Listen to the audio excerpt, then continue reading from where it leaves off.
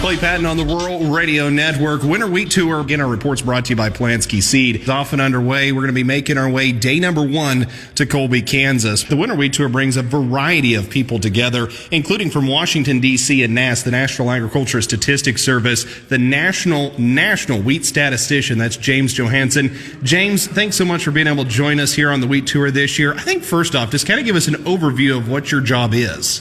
Well, in the USDA headquarters, we gather the information and reports from all our different states across the country and put it all together and summarize it and publish that. Our first forecast for winter wheat yield went out last Friday, May 12th. So you are the guy that really crunches a lot of the numbers for USDA. Now, of course, all eyes are on the 23 crop. We've got a lot of drought conditions and things. From your position, how are you trying to handle all this variable data coming in?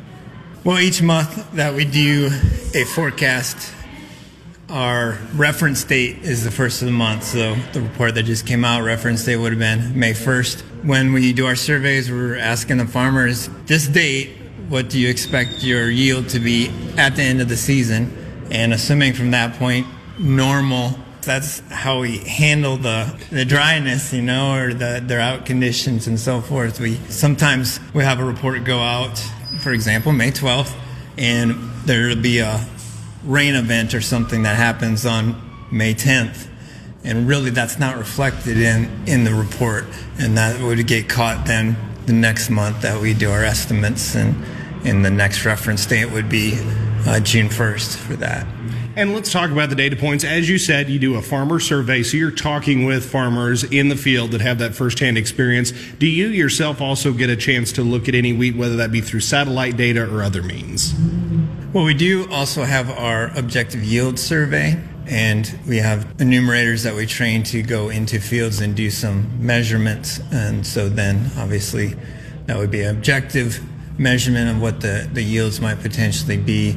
We do have some satellite data, and we utilize that primarily in wheat. We use more for planted acres. Unfortunately, our research has struggled to get very accurate wheat yields from that satellite data. We do get soybean and corn yields from our satellite data, but like I mentioned, struggled to get some good accurate wheat yields with that. James, thank you so much for your time kind of walking us through before we kick off Wheat Tour here officially. Before I let you go, final or closing thoughts for us? I used to work on county estimates, and I always kind of thought we should set the counties first, add them up to the states, then set the states, add them up to the U.S. It seemed like that would make sense. But our best, most accurate number is actually the U.S. number, because that has the smallest variability to it. We've got the most reports. Some of the counties don't have that many reports, and so it's hard to get a small variance and a good accurate estimate for a county, for example. So we basically set our estimates nationally first, and then utilize the state data and make sure that those add up then to the national number, for example. It's a little bit like a mathematical puzzle, if you will, making sure it all fits together.